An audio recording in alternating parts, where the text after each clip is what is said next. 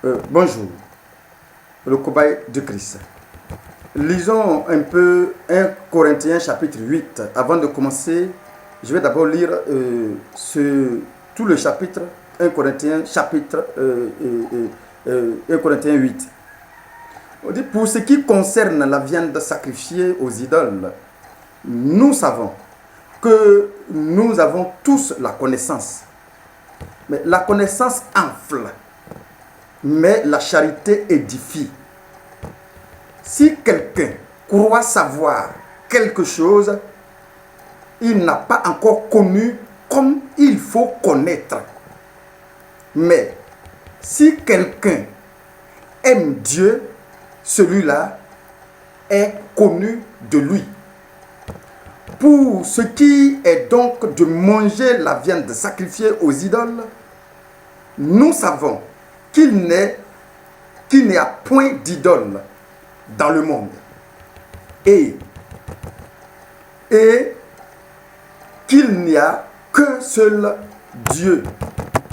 Car s'il est des êtres qui sont appelés Dieu, soit dans le ciel, soit sur la terre, comme il existe réellement plusieurs dieux et plusieurs seigneurs, néanmoins, pour nous, il n'y a qu'un seul Dieu, le Père, de qui vient toute chose et pour qui nous sommes, et un seul Seigneur, Jésus-Christ, par qui sont toutes choses et par qui nous sommes.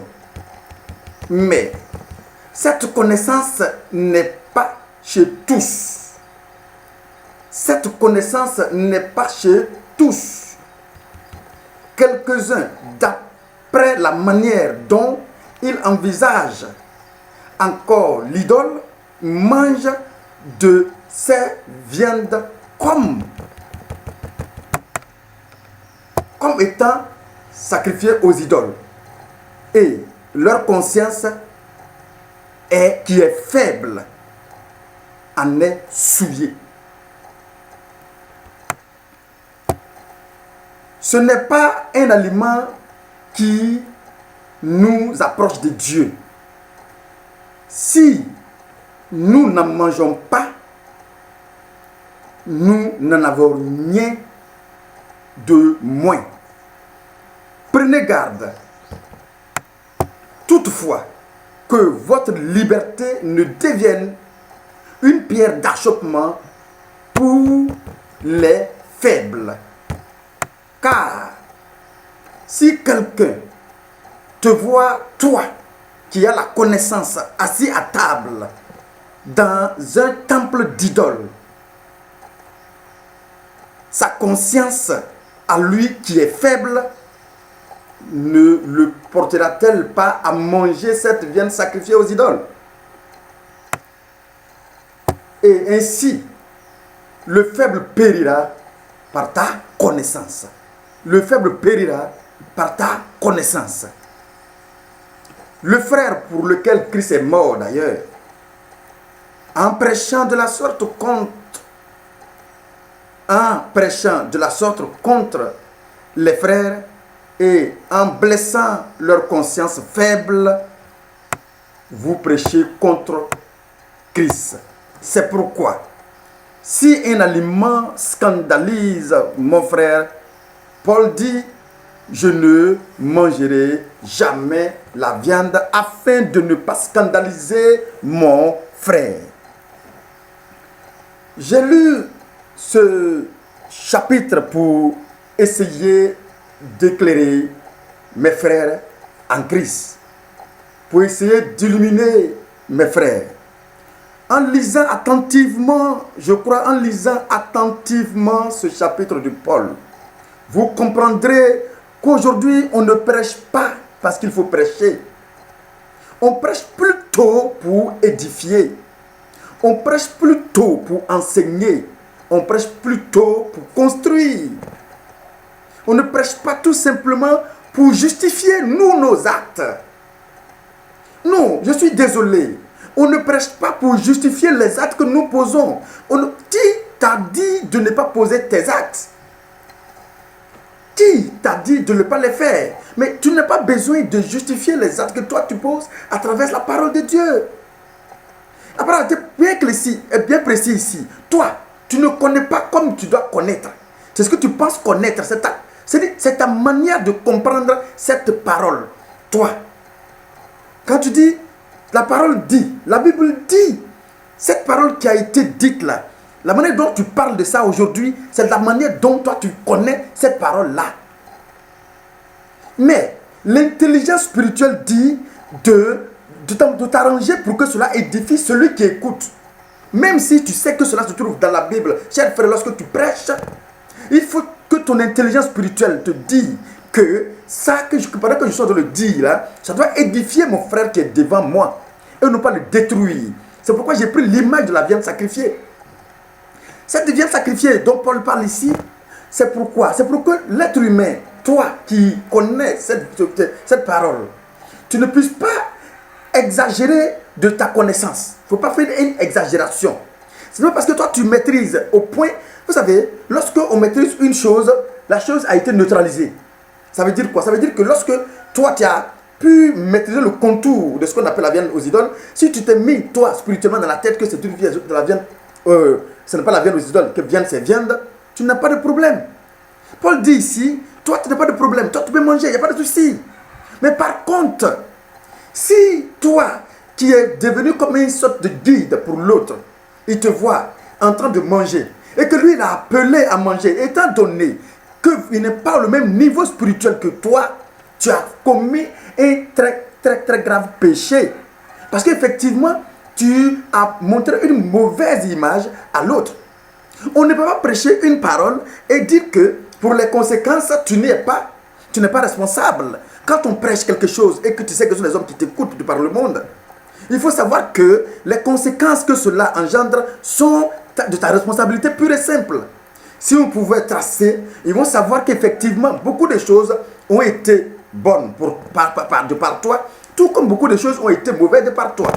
C'est pourquoi il faut être un bon éclaireur, quelqu'un de par qui on apprend des choses pour être construit et édifié, et non pas pour les justifier de fait que se trouve dans la Bible, et qu'à partir de ça, parce que se trouve dans la Bible, il faut que vous en consommez. Mais quand tu dis à quelqu'un, par exemple, de prendre la viande sacrifiée aux idoles, que ça ne fait rien, mais tu ne lui dis pas que tu as un processus, que toi tu es passé par un processus aujourd'hui pour comprendre que ça ne fait rien. Oui, pour toi. Quand tu dis à quelqu'un, par exemple, comme l'alcool se trouve aujourd'hui, plusieurs versets se trouvent dans la Bible pour l'alcool que tout le monde peut boire, mais tu ne lui dis pas effectivement que toi, tu es arrivé à un niveau spirituel où lorsque tu bois, tu peux contrôler. Mais tu ne lui dis pas que dans l'alcool se trouve un esprit qui peut manipuler l'esprit de cette personne qui doit boire. Et que lorsqu'il va boire, lui, il sera détruit. Vous comprenez? Donc, du coup, il faut savoir que lorsque nous parlons de Dieu, il faut savoir que ce sont des hommes qui écoutent, qui n'ont même pas encore parcouru ce qu'on appelle Bible. Ceux-là même, ils n'ont même pas encore, ils n'ont jamais ouvert ce livre-là pour regarder même comme ça avec les yeux. Donc, du coup, ils cherchent simplement à justifier leurs actes. Est-ce qu'effectivement cela se trouve dans la Bible? Si cette personne déjà avait déjà des prétentions, la personne veut faire des choses avant, et qu'on lui dit que cette fois, ça là, mon ami, tu peux le faire, ça est dans la Bible, tu ne l'as pas construit, tu viens de le détruire. Parce que tu lui as donné un OK de le faire. Et en ce moment-là, tu n'es pas en train d'édifier, tu es en train de détruire ton peuple. Or, celui qui prêche la parole doit s'arranger à pouvoir tamiser cette parole pour sortir ce qui est vraiment nourrissante pour ceux qui l'écoutent, pour ses fidèles. Parce que nous soyons sûrs que tu as des brebis que tu dois construire. Mais le bien-être de ces brebis-là doit être ta priorité. Et la priorité, c'est le bien-être de ces brebis. Du coup, lorsque on ne tient pas compte de leur bien-être et que nous puissions prêcher, parce que ça contient la Bible, il suffit de faire les juxtapositions de versets pour démontrer que ça est dans la Bible, là n'est pas la question. Nous savons tous que tout est dans la Bible parce que la Bible n'est que un récit, ce n'est qu'une histoire de tout ce qui a été et de ce qui va être encore. Donc du coup, il n'y a pas un seul verset qui a été écrit qui ne fait pas allusion à une chose, à une question que Dieu a tenté de répondre. Et ces mêmes personnes qui ont vécu, ce sont les mêmes personnes qui vivent aujourd'hui d'une autre manière. Parce que la Bible dit tout ce qui est maintenant a été. Et ça sera encore et encore. Parce que ce que nous vivons, nos enfants vont venir vivre les mêmes choses. Donc, on n'arrive pas, on n'a pas à démontrer que tout c'est dans la Bible. On sait que tout est dans la Bible. Mais on dit de pouvoir prendre le contenu de la Bible là, de tamiser et de récupérer ce qui édifie. Ce qui ne donne pas cirrhose de foi, par exemple, l'alcool par exemple. Ce qui ne donne pas d'une personne à avoir une conscience ou bien à boire autant, à ne pas se contrôler, à ne pas gérer ses dépenses. Tout ça doit être vraiment tamisé et prêcher ça autrement. Quand tu dis à quelqu'un, toi, tu peux parvenir par exemple à contrôler, c'est toi, avec ton niveau spirituel, tu peux parvenir à contrôler. Mais lui qui est dans la rue, qui n'a même pas encore un niveau spirituel, qui ne connaît même pas ce qu'on appelle le monde spirituel. Non. Mais attendez, tu n'es pas en train de le construire. En l'informant du fait que ça est dans la Bible, on peut le faire, tu ne le construis pas.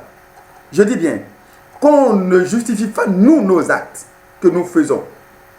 Qu'on ne justifie pas nous nos actes que nous faisons, mais pensons plutôt à une sorte de métamorphose de l'être humain à travers cette parole nourrissante que Dieu, de par ses prophètes, nous a révélée. Pensons à trier, tamiser cette parole que nous connaissons, parce qu'on a eu la grâce de parcourir cela, et de le transmettre à ces personnes-là qui n'ont pas encore eu cette grâce de parcourir ces mêmes versets, et tamisons cela pour que cela soit une belle métamorphose en leur âme, corps et esprit, et surtout, de sorte que cela puisse être édifiant pour eux. Les construire, les transformer de par ce que nous connaissons. Transformer l'être humain de son esprit et jusqu'à son âme, de par son corps jusqu'à son esprit, son âme, tout doit être transformé de par ce que nous prêchons. C'est très important pour moi de savoir que lorsque nous prenons un micro, le micro peut construire et le micro peut détruire. Prenons garde de ce que nous disons quand nous sommes devant des personnes et sachons que ces personnes devant lesquelles nous sommes n'ont pas le même niveau de connaissance que vous. Quelqu'un qui est au CP1, tu te mets à parler ton gros français devant lui, mon ami, tu perds ton temps, cet enfant ne connaîtra jamais rien. Avant d'arriver au stade où on doit prêcher ce genre de choses, il faut qu'on arrive à d'abord les envoyer chez nous, les construire progressivement et leur dire, quand vous allez les remplir de l'Esprit de Dieu, parce que plus tu construis quelqu'un, tu le remplis de l'Esprit de Dieu. C'est l'Esprit de Dieu étant rempli en toi qui te permet facilement d'identifier le côté esprit qui est dans l'alcool, tout comme le côté utile qui est dans l'alcool. Et en ce moment-là, tu vas parvenir facilement à dire, j'ai une sorte de dose d'alcool que je dois prendre, au-delà, je ne peux pas en consommer plus. Faisons attention plutôt à édifier et non pas à détruire, à construire et non pas à détruire. Pour moi, c'est très important de savoir ce qui sort de notre bouche. Ce chapitre que j'ai pris, c'est pour comprendre, il faut comprendre de manière générale que tout ce que peut nuire à l'homme se trouve dévoilé dans la Bible. Et tout ce qui peut construire l'homme se trouve dévoilé dans la Bible. Mais ce n'est pas parce que le mot boisson est sorti de la Bible, cher ami, que tu dois boire, je t'en prie. Ce n'est pas parce que le mot manger des aliments ou bien des viandes sacrifiées aux idoles, ce n'est pas une mauvaise chose que tu vas forcément le faire. Parce qu'en le faisant, ton niveau spirituel n'étant pas à un niveau pour pouvoir contenir les conséquences, toi tu tomberas. Parce que c'est le problème de niveau spirituel, c'est le problème de connaissance. C'est pourquoi la Bible dit, toi tu penses connaître, mais tu n'es pas encore arrivé au stade où tu penses que tu connais. C'est très important de savoir cela. Ce que toi tu connais, c'est une révélation pour toi. C'est pourquoi toi frère qui m'écoutes, prends soin mon frère de te laisser édifier par les Écritures. Va à l'encontre des Écritures toi-même. Lorsque tu parcourras les Écritures toi-même, tu te dévoileras, tu te découvriras à travers les Écritures. En ce moment-là, tu auras la possibilité de faire la part des choses. Tu seras bien placé pour décider de ce qui est bien pour toi et non pas de ce qui est mauvais pour toi, ou de ce qui est mauvais pour toi. Faisons attention donc à ce que nous écoutons.